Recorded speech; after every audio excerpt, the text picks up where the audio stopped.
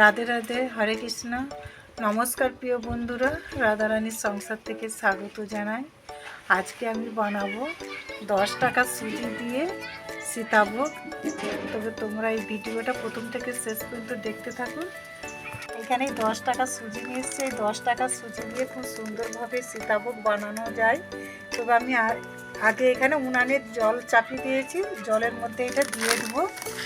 আর এটা কম করে একটু আটা নিচ্ছি। আটাটা ছোট যে খেজুরি বানানো হয়, সেই খেজুরি সীতাভোগে যে দেওয়া হয়, আমি ছোট ছোট খেজুরি বানাবো, তাই কম করে আটাটা নিয়ে এসেছি। তবে প্রথম আমি সুজিটা উনানেতে আমি এটা গরম জলে দিয়ে দেবো। এখানে জলটা ফুটে গেছে, আমি দিয়ে দেবো সুজি।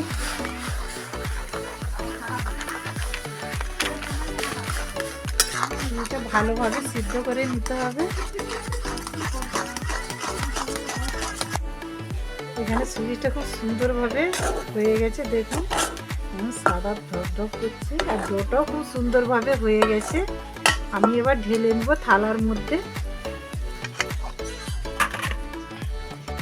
এটা এখন আমি ঠান্ডা করতে দেবো ভালোভাবে। এটা ঠান্ডা হয়ে গেলে তবে মাখাতে একটু সুবিধা হবে।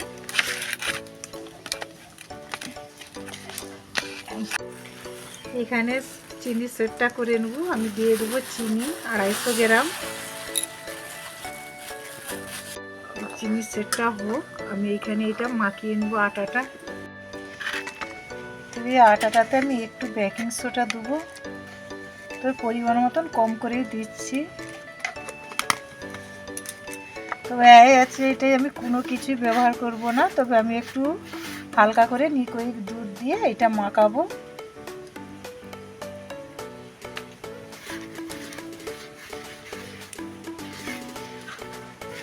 আমি এই আটার ডোটার মধ্যে আমি দিয়ে দেবো একটু ঘি, যাতে না হাতে লাগে।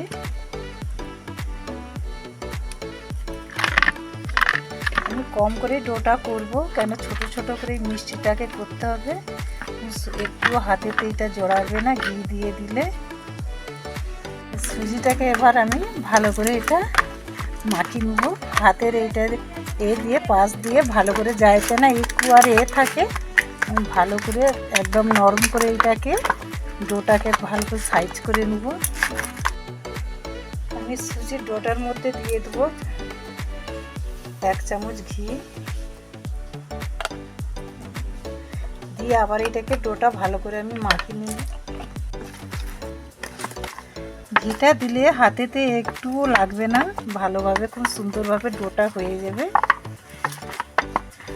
আর খুব এর টেস্টিংটাও খুব সুন্দর লাগবে। আমার মাখানো হয়ে গেছে, দেখুন খুব সুন্দরভাবে এইরকম নরম রাখতে হবে, খুব শক্তও যেন না হয় আর নরমও না হয়। আর এখানে আমার আটার ডোটাও হয়ে গেছে। আমি এবার চিনির সেটটাকে নামিয়ে নেবো। এখানে আমার চিনির সেটটা হয়ে গেছে।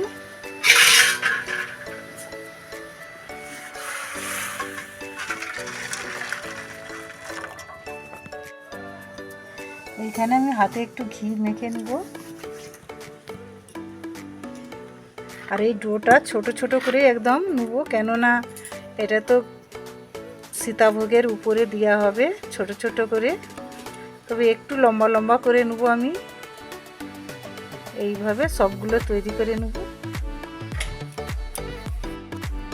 এইভাবে আমি খেজুরিগুলো তৈরি করে নেওয়া হয়ে গেছে।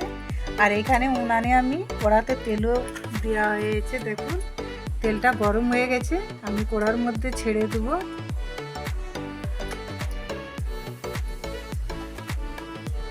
দেখুন বন্ধুরা, কত সুন্দরভাবে আস্তে আস্তে করে ফুলে উঠছে খেজুরিগুলো, দেখছেন?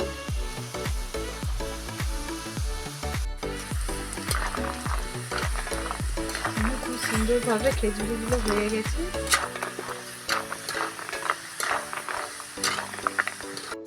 এখানে খেজুরিগুলো হয়ে গেছে।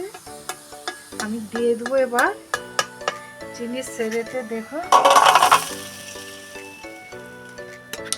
তবে এটা এখন আমি এটা 15 মিনিট পরে এটা খুলে আবার যখন ডুবো এতে সীতাভোগেতে, তখন আমি দেখাবো যে এইটা কত সুন্দর নরম হয়ে গেছে। এরকম প্রত্যেকের বাড়িতে এরকম বেড আছে, দেখুন আমি এই বেডেতে ভালো করে এটা ঘিটা মাখিয়ে নেবো যাইতে না জোড়ায়। এইটাইতে করে আমি সুজিটা এইভাবে কেটে নেবো, দিয়ে এইভাবে ডোটা করে নিচ্ছি। দেখুন, দিয়ে এইভাবে চাপবো।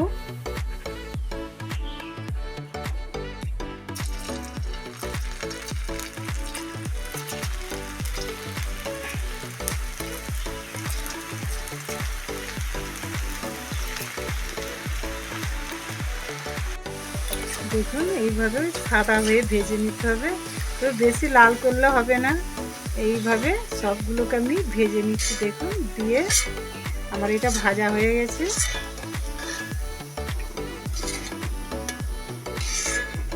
কত সুন্দর সাদা হয়ে একদম হয়ে গেছে। আমি এবার দিয়ে দেবো চিনির রসেতে। দেখুন এইভাবে দিয়ে সঙ্গে সঙ্গে তুলে নিতে হবে চিনির রস থেকে।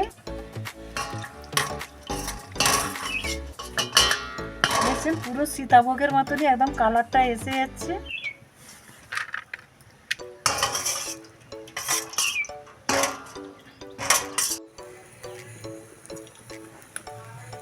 দেখুন এইভাবে কি সুন্দরভাবে ঝুলছে, আর এইভাবে সবগুলো আমি ভেজে নেব। খুব সুন্দরভাবে পড়ে যাচ্ছে।